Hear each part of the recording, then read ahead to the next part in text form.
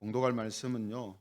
마태복음 26장 17절에서 30절입니다. 마태복음 26장 17절에서 30절 말씀을 제가 봉독하겠습니다. 미리 찾아놓으신 줄 알고 말씀을 제가 봉독을 하겠습니다. 17절부터 봉독합니다. 무교절의 첫날에 제자들이 예수께 나와서 이르되 유월절 음식 잡수실 것을 우리가 어디서 준비하기를 원하시나이까? 이르시되 성한 아무에게 가서 이르되 선생님 말씀이 내 때가 가까이 왔으니 내 제자들과 함께 유월절을 내 집에서 지키겠다 하시더라 하라 하시니 제자들이 예수께서 시키신 대로 하여 유월절을 준비하였더라. 저물 때에 예수께서 12제자와 함께 앉으셨더니 그들이 먹을 때에 이르시되 내가 진실로 너희에게 이르노니 너희 중에 한 사람이 나를 팔리라 하시니 그들이 몹시 근심하여 각각 여짜오되 주여 나는 아니지요. 대답하여 이르시되 나와 함께 그릇에 손을 넣는 그가 나를 팔리라. 인자는 자기에 대하여 기록된 대로 가거니와 인자를 파는 그 사람에게는 화가 있으리로다. 그 사람은 차라리 태어나지 아니하였더라면 제게 좋을 뻔하였느니라. 예수를 파는 유다가 대답하여 이르되 랍비여 나는 아니지요. 대답하시되 네가 말하였도다 하시니라. 그들이 먹을 때에 예수께서 떡을 가지사 축복하시고 떼어 제자들에게 주시며 이르시되 받아서 먹으라. 이것은 내 몸이니라 하시고 또 잔을 가지사 감사 기도하시고 그들에게 주시며 이르시되 너희가 다 이것을 마시라. 이것은 죄 사함을 얻게 하려고 많은 사람을 위하여 흘리는 바 나의 피 곧 언약의 피니라. 그러나 너희에게 이르노니 내가 포도나무에서 난 것을 이제부터 내 아버지의 나라에서 새 것으로 너희와 함께 마시는 날까지 마시지 아니하리라 하시니라. 같이 읽겠습니다. 이에 그들이 찬미하고 감람산으로 나아가니라. 아멘. 예, 이 시간에는 성찬에 임재하시는 삼위일체 하나님, 성찬에 임재하시는 삼위일체 하나님, 이런 제목을 가지고 하나님 말씀을 전가하겠습니다. 코로나 사태로 인해서 지금도 중대형 교회에서는 온라인 예배를 많이 드리고 있습니다. 오늘도 예배 전에 시청에서 직원이 나와가지고 또 저희 교회 상황이 어떤가 하는 것을 살펴보고 갔는데요. 이렇게 지금 온라인으로 예배를 많이 드리고 있는 상황 속에서 부활절을 이제 맞이하게 되었습니다. 부활절을 맞이하면서 이제 부활절에 많이 행해졌던 고난주간 앞뒤로 행해졌던 이 성찬에 대한 이 문제가 또 대두가 되었죠. 그래서 온라인 성찬도 하면 좋겠다 하는 이런 말들이 나오면서 과연 온라인 성찬이 신앙적으로 합당한 것인가에 대해서 관심을 쏠리고 있습니다.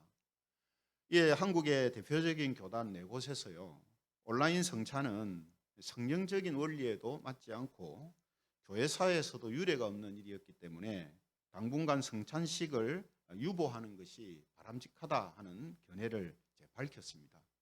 물론 앞으로 또 추이가 어떻게 바뀌냐에 따라서 또 이런 부분들이 달라질 수도 있겠습니다만, 일단 우리가 말씀드린 것처럼 성찬을 함께 모여서 한 떡을 떼고 한 잔을 같이 마시는 이런 의미가 아니라 각자 따로 준비한 것을 마시고 하는 이런 성찬은 유례가 없었던 성찬이거든요.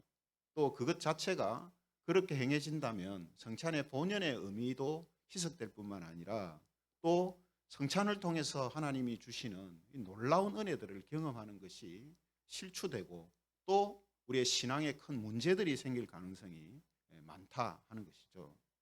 그래서 우리 교회도 성찬식을 당분간 유보하고 있습니다만, 비록 우리가 성찬식은 거행하지 않지만 종려주일과 고난주간을 맞아서 성찬에 대한 의미를 함께 살펴보고 성찬의 중요성을 다시 한번 생각하는 그런 시간을 갖으려고 합니다.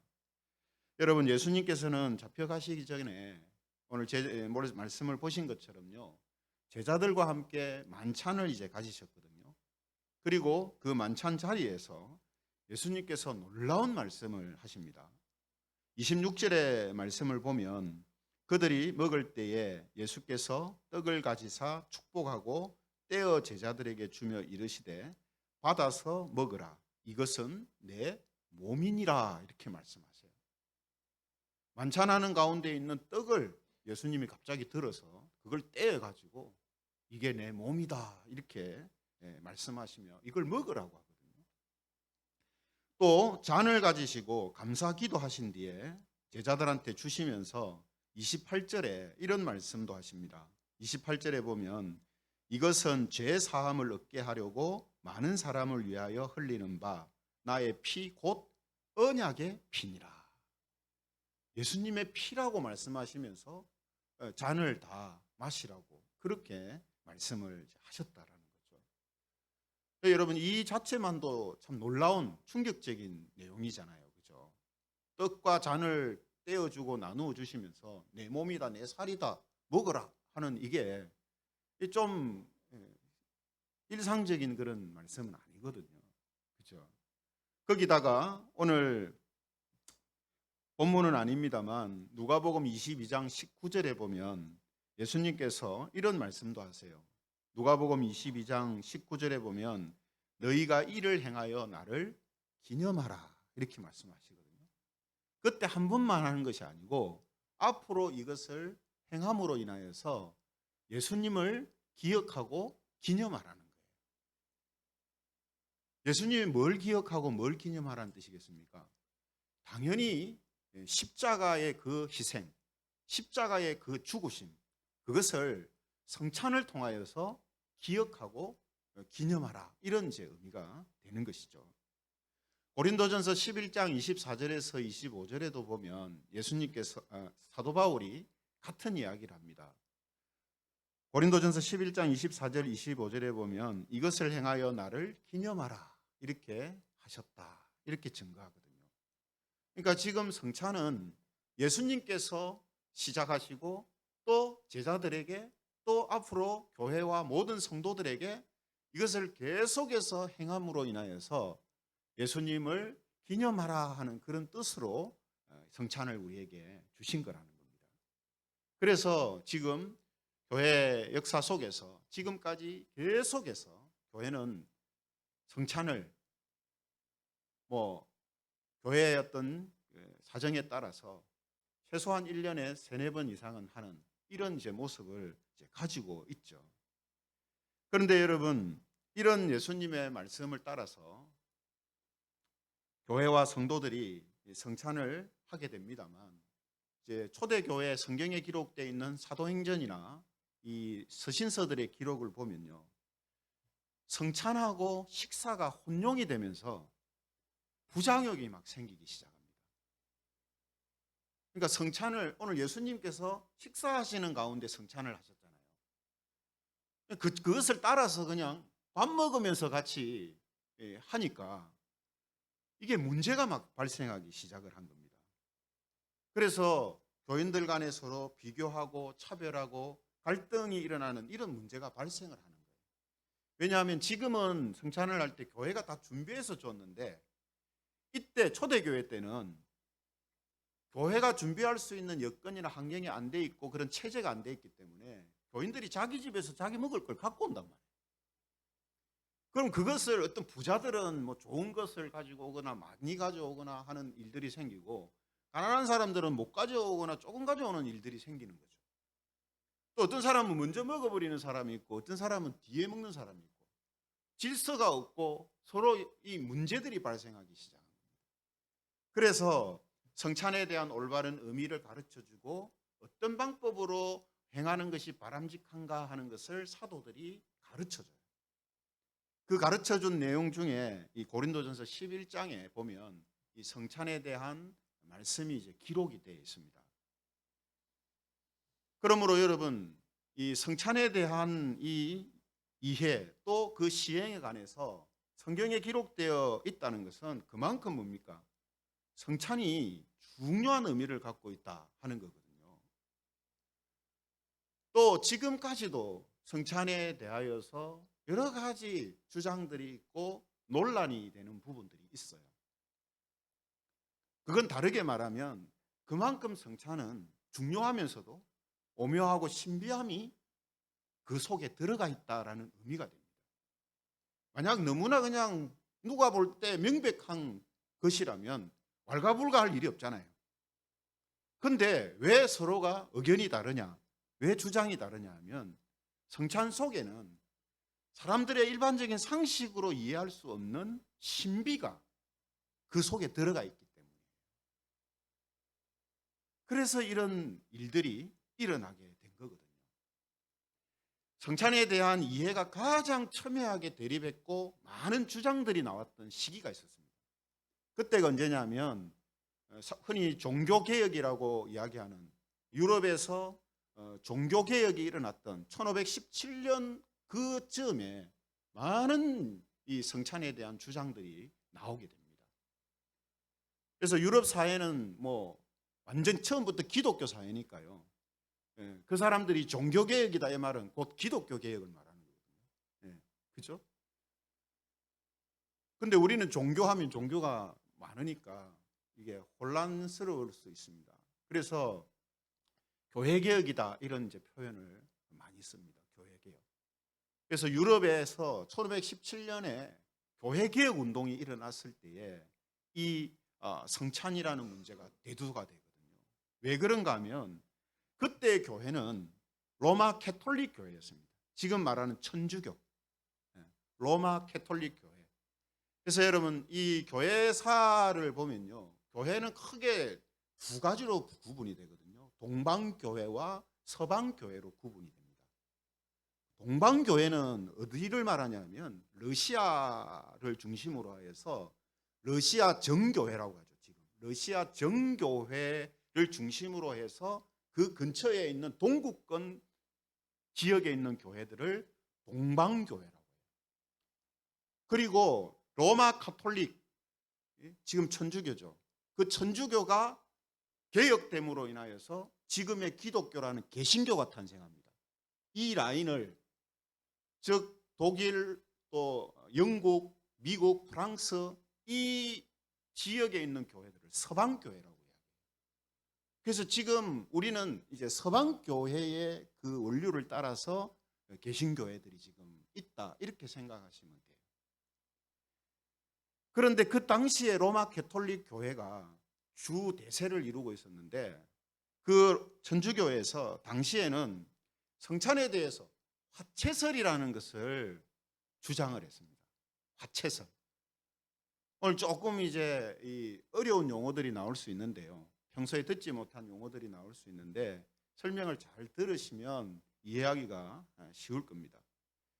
그래서 화채설이라는 것은 뭐냐면 성찬을 할 때 떡과 포도주가 진짜 예수님의 살과 피로 바뀐다, 변화된다 하는 그런 주장을 화채설이라고 이야기해요. 그래서 1500년대까지는 교회가 전부 다 이 화채설을 믿고 있었어요. 그런데 이로 인하여서 이제 부작용들이 많이 발생하기 시작한 겁니다. 항상 여러분 진리가 아닌 것을 따라가면요 문제가 발생하기 시작해요. 이건 참 어떻게 보면 감사한 일이죠. 문제가 발생 안 하면 다 맞는 줄 알잖아요. 그런데 문제가 발생함으로 인하여서 바른 길을 찾아가게끔 되니까 이게 참 감사한 일이죠. 그래서 화채설로 인하여서 어떤 현상이 나타나냐면 떡과 포도주가 성찬식을 할 때 진짜 예수님 살과 피로 바뀐다고 하는 주장이잖아요. 그럼 그 떡과 피가 다 예수님의 몸과 살과 피란 말이잖아요. 그럼 그것이 땅에 떨어지면 되겠습니까? 안 되겠습니까? 바닥에 떨어지면 안 되잖아요. 예수님이 진짜 살과 피인데 그걸 흘리면 되겠습니까? 안 되잖아요. 그래서 만들어낸 게 전병이라는 걸 만들어낸 거예요. 지금도 이제 천주교 가면 성찬을 할 때, 미사를 할 때 동그란 이제 전병을 교인들 입에 탁 신부가 넣어줍니다. 이렇게 아니면 이제 자기가 받아 먹기도 하고요. 그죠? 그 동그랗게 왜 만들었냐면 흘리면 안 되니까. 떡이나 빵은 흐르잖아요. 이게 뭐 아무리 조심한다 해도 먹다 보면 받고 먹고 뭐 뜯고 이러다 보면 흘리니까. 그래서 전병으로 그냥 만든 거예요. 포도주는 어땠느냐? 안 주었습니다. 안 줬어요. 포도주는 아무리 조심해서 따라서 이렇게 먹는다 해도 흘리게 되거든요. 그래서 아예 포도주는 교인들한테 안 주고 사제들만 먹었어요. 그러니까 성찬이 제대로 지금 되는 게 아니죠. 제대로 안 되잖아요. 세상에 떡만 먹고 잔은 안 받는 그런 성찬이 어디 있습니까? 예수님도 다 떡을 먹고 잔을 받으라 다 하셨는데, 그죠? 이런 이제 문제들이 발생을 하게 된 것이죠. 뿐만 아니라 지금도 천주교는 그런 경향이 많습니다만 예배를 드릴 때에 개신교처럼 말씀의 선포 시간들이 부족합니다. 근데 이 당시는 말씀에 대한 선포 자체가 없어요. 설교가 없어요. 그럼 뭘 했느냐? 성경을 읽어요. 신부가 앞에서 성경을 읽는데 무슨 말로 읽느냐? 옛날 구어인 라틴어로 읽습니다. 라틴어로 읽으면 교인들은 알아듣느냐면 하나도 못 알아들어요. 그건 공부를 해야, 전문적으로 공부를 해야 하는 언어거든요. 사용하는 언어가 아니에요, 라틴어는. 그러니까 교인들은 뭔 소리인지도 모르고 앉아 있는 거예요. 그러면 신부가 하고 라틴어로 막 하면 마지막에 끝났다 싶으면 아멘 하고 끝나는 거예요. 그러니까 성찬에 대한 의미도 전혀 교인들은 모르고, 또 그렇게 미사가, 예배가 사제 중심, 신부 중심으로 흘러가니까 사제가 신격화되고 또 타락하는 이런 부작용들이 발생을 이제 하게 된 겁니다. 그래서 결국 1517년에 마틴 루터라는 이 독일의 종교 개혁자가 교회개혁, 이 교회개혁 운동을 시작을 하게 되거든요. 그래서 지금의 개신교가 탄생하게 된 겁니다. 그런데 그 후에 이 교회 개혁자들은요, 천주교와 이 사제들 타락의 원인, 교회 타락의 원인이 되었던 것 중에 하나였던 이 성찬을 바로잡으려고 하거든요. 그대로 두면 안 된다, 이거는. 화채설이 이게 말이 되냐? 안 된다. 성경적으로 바로잡아야 된다 해서 이제 여러 가지 이제 주장들이 나옵니다. 첫 번째로 스위스의 교회 개혁자였던요, 이 쯔빙글리라는 유명한 사람이 있습니다. 이 쯔빙글리라는 이 스위스 교회 개혁자는 상징설이라는 것을 주장해요. 상징설. 상징설이 뭐냐면 기념설이다라고 말하기도 하는데요. 상징설은, 성찬은 그냥 단지 예수님의 희생을 기억하고 추억하고 기념하는 의미로서만 드리는 것이다.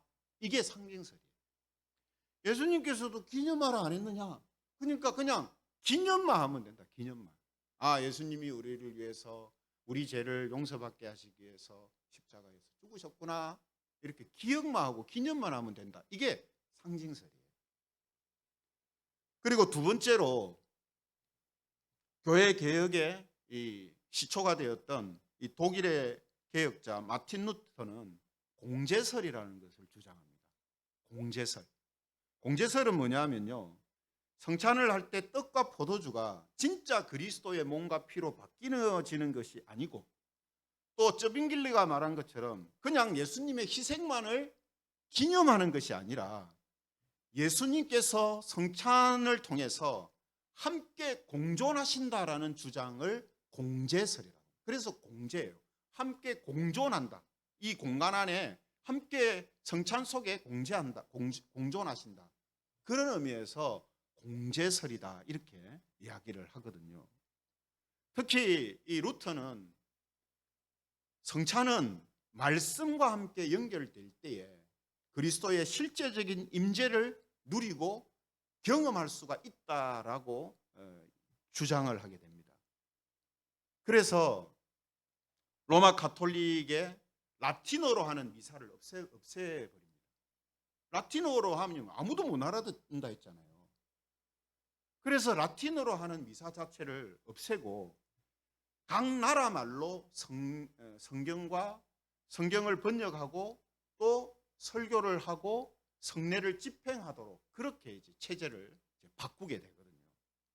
그래서 자신이 직접 성경을 독일어로 번역해서 출판을 합니다. 그러니까 여러분 한번 생각해 보세요. 예수님께서 부활하시고 승천하신 후에 1500년 동안 교인들은 성경의 내용조차도 보지를 못했어요.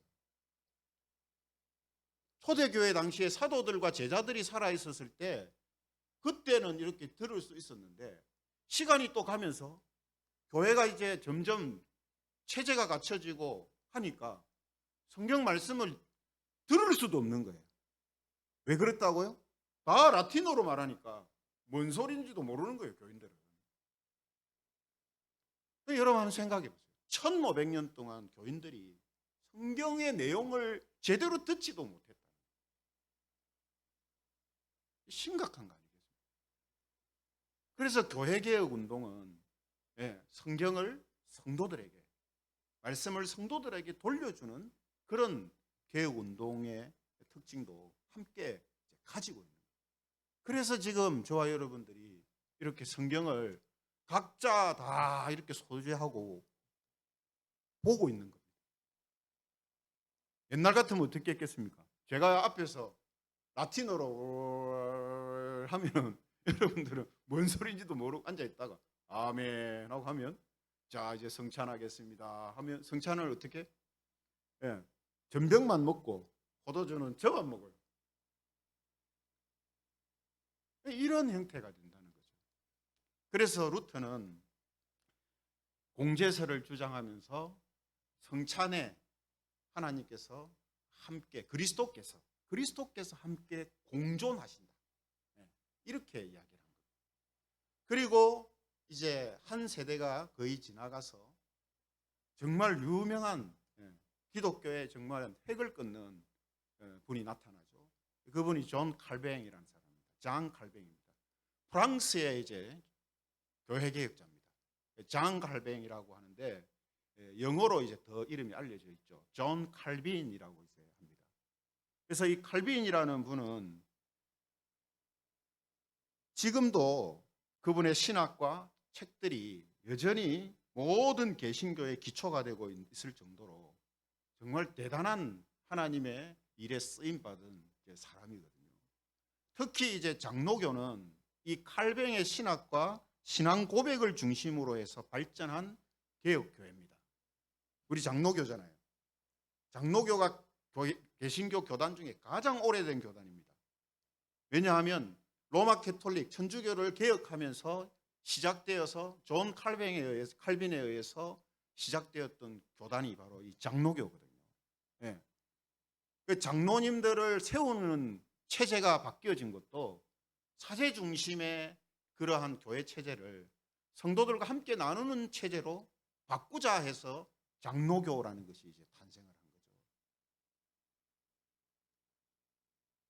그래서 우리 재건 교단도 장로교에 속해 있기 때문에 우리 장로교의 이 칼빈의 신학 사상과 이 신앙의 그 기초가 우리의 중심이 되었고 또 우리에게 지금까지도 영향을 주고 있는 것이 바로 이 칼뱅의 이제 신학입니다. 그래서 이런 칼뱅은 성찬과 관련해서 뭐를 주장했냐면 영적 임재설을 주장했습니다. 영적 임재설. 영적 임재설이라는 것은 뭐냐면 루터가 말한 함께 그리스도가 공존하신다라는 개념보다 훨씬 더 명확하고 훨씬 더 성경적으로 접근한 해석입니다. 그럼 뭐냐? 영적 임재설이 뭐냐 하면요. 이 영적 임재설은 성찬을 하는 가운데 삼위일체 하나님의 역사와 임재가 있다라는 것을 염두에 둔 이론입니다. 그래서 오늘 설교 제목이 뭡니까? 성찬의 임재하시는 그리스도가 아닙니다. 삼위일체 하나님. 루터는 그리스도께서 임재하신다, 역사하신다 이런 개념으로 봤다면 칼빈은 삼위일체 하나님이 성찬식에 함께 하시고 임재하시는 것으로 그렇게 설명을 한 거거든요. 그래서 칼뱅도 루터처럼 성찬은 말씀과 함께 시행되어야 한다는 사실을 강조했습니다. 왜냐하면 제가 지금 이런 설명을 하는 것도 말씀에 근거하여서 지금 이제 설명이 되어지는 거잖아요. 이런 설명들을 듣고 성찬에 함께 참여할 때, 그죠? 또 예수님의 그 희생에 대하여서 말씀을 듣고 성찬에 참여할 때 그 성찬이 주는 은혜가 훨씬 더 우리에게 크게 다가올 수 있다는 거거든요. 그래서 말씀에 대한 부분을 강조하면서 특히 성찬에 참여하는 교인들의 신앙, 어떤 마음과 어떤 신앙으로 성찬에 참여하는가, 이것이 중요하다 하는 사실과 함께 성령 하나님의 임재하심과 역사하심이 성찬 가운데 있어야 비로소 성찬을 통하여서 하나님이 주시는 풍성한 은혜들을 누릴 수가 있다라고 주장한 것이 바로 이 영적 임재설이다 하는 것입니다. 그래서 여러분, 우리가 예배를 드릴 때에요, 이 선포되는 설교 말씀도 어떻습니까? 교인들마다 다 이게 다르거든요. 그죠? 예배에 같이 다 참여했는데 예배 마치고 다 돌아갈 때 어떤 분은 은혜 받았다고 어떤 분은 맹탕맹탕 이렇게 하고 차이가 있단 말이에요. 그 이유가 여러 가지가 있지만 그 중에 하나가 뭐냐면 어떤 마음과 태도로 예배에 참여하고 반응했는가 따라서 그게 달라질 수 있다는 것이고, 더 중요한 것은 예배 가운데 성령 하나님께서 그 사람에게 어떻게 임재하셨는가, 어떻게 역사하셨는가 하는 것에 따라서 달라질 수가 있다는 거죠. 그래서 우리가 예배를 시작하면서 찬양을 항상 부르잖아요. 똑같은 찬양을 매주일 부르잖아요. 주님의 성령, 성령 하나님께서 이곳에 내 마음에 임하여 주시옵소서. 왜냐? 그게 없으면 이 예배는 하나님이 받으시는 예배가 되지 못하기 때문입니다. 반대로 말하면 우리가 예배드리고 나서 우리의 신앙이 정진되고 우리의 삶이 변화되어지는 역사가 없어진단 말이에요. 뭐가 없으면요? 성령 하나님의 임재하심과 역사하심이 예배 가운데 없으면 그냥 사람들이 많이 모였다가 그냥 좋은 이야기 듣고 그냥 흩어지는 거예요. 그런 모임 한번 하고 그냥 흩어지는 것밖에 안 된단 말이죠. 그래서 마찬가지로 성찬도 어떻습니까? 성찬에 참여하는 교인들의 신앙과 성령님의 역사하심이 함께 할 때 성찬이 주는 이런 은혜와 능력을 더 많이 경험하게 되는 것이다 하는 거죠. 그래서 우리 재건교회는요, 이 장로교 개혁주의를 표방하고 있기 때문에 성찬에 대해서 가장 잘 설명하고 있는 이 칼뱅의 영적 임재설을 우리가 믿고 이제 다루고 있습니다. 근데 여러분, 사실은요, 우리 교인들도 그렇습니다만 목회자들도요, 영적 임재설이라는 이 개념을 잘 모르는 사람들 많습니다. 그냥 막연히 기념하는 것이라고 생각하는 사람들이 많아요. 왜냐하면 예수님께서 성찬을 하실 때 나를 기념하라 이렇게 하시면서 하셨으니까, 성찬은 그냥 예수님의 십자가를 기억하고 그냥 기념하면서 하는 거지, 막연히 그렇게 생각하고 아는 사람들이 많다는 거예요. 그러나 성찬은 단순히 기념일 지키듯이 하는 그런 개념이 아니라는 겁니다. 우리가 주일 예배도 마찬가지잖아요. 성찬도 사실은 예배라는 큰 범주 안에 들어가거든요. 성찬도. 예배 가운데 성찬을 행하잖아요. 그래서 성찬도 예배라는 그 범주 안에 들어가는데, 예배를 만약에 여러분 주일 예배를 우리가 만약 그렇게 생각하고 참석한다 생각해 보세요. 주일을 마치 무슨 기념일처럼 생각하고, 오늘 뭐 주일이니까 가서 예배에 앉아 있다가 된다라고 인사하고 막 그냥 오지, 그러면 되지 뭐. 그렇게 생각한다면 예배에 대해서 상당히 잘못 생각하고 있는 거거든요. 예배는 어떻습니까? 예, 하나님의 임재하심을 느끼는 거고, 하나님과 영적인 만남을 가지는 거고, 그로 인하여서 하나님의 그 마음과 뜻을 알고 하늘의 진리들을 깨닫고 하는 시간이 되는 거예요. 그것을 통해서 우리에게 영적인 자양분들이 주어지고, 그로 인해서 신앙이 성장되어지고, 우리의 삶이 예배를 통해서 변화되고 바뀌어지는 하나님의 역사가 일어나는 것이 바로 예배단 말이죠. 근데 성찬도 똑같다 이 말이에요.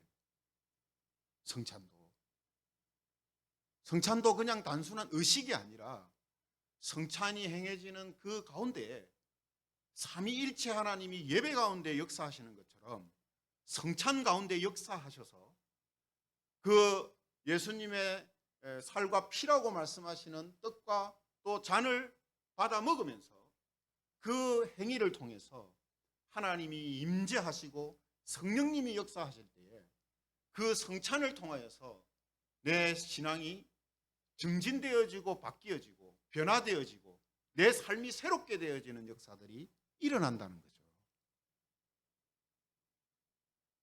이것이 중요한 부분입니다.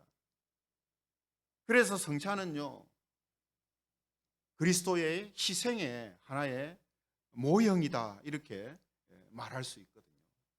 십자가를 그대로 성찬에 투영시켜 놓은 것이다 이렇게 말해도 전혀 부족함이 없습니다.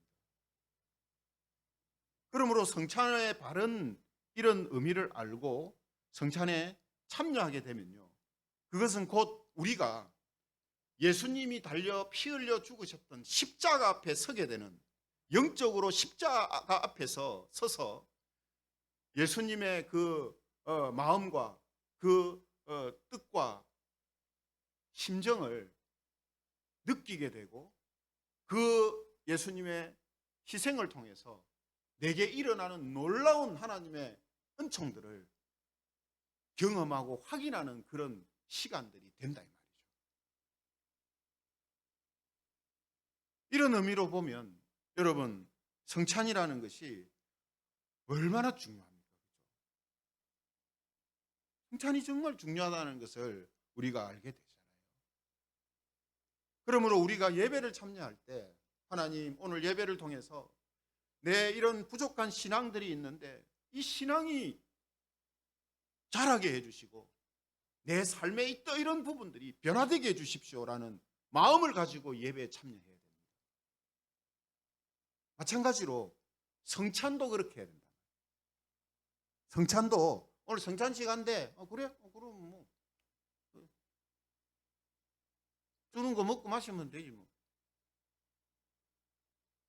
단순히 그렇게 생각할 것이 아니라 성찬을 통하여서 하나님의 임재하심을 경험하게 되고, 성찬에 참여함을 통해서 내 신앙의 모자란 부분들이 증진되어지고, 예수님의 그 살과 피를 상징하는 것들을 먹고 마시는 행위를 통하여서 성령님이 그 행위를 사용하셔서 나를 새롭게 만드시는 하나님의 역사가 있기를 바라는 마음으로 성찬에 참여해야 된단 말이죠.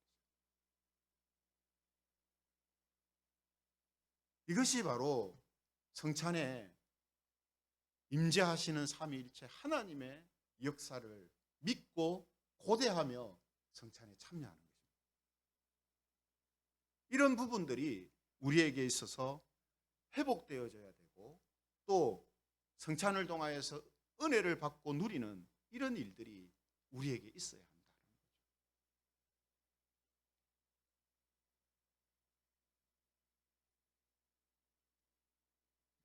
성찬에 참여할 때 우리가 이런 마음으로 참여함으로 인하여서 하나님이 주시는 정말 신령한 은혜들을 풍성하게 받아 누릴 수 있을 거다 하는 이 사실을 우리는 오늘 이 말씀을 통해서 다시 한번 우리 마음속에 새겨두시면 좋겠습니다. 이번 주 이제 고난주간 저녁 예배를 우리가 드리는데요. 이 저녁 예배도 이런 의미와 이런 소망을 가지고 참여하시면 좋겠습니다. 뭐 고난주간 됐는데 우리 교회에서는 올해 저녁에 예배 드린다네? 이거 또 가야 되나? 이런 마음이 아니고요. 하나님, 예수님의 그 십자가의 희생이 새겨져 있는 이 고난주간을 통해서 하나님께 매일 저녁에 예배드리러 성도들과 함께 나아갑니다.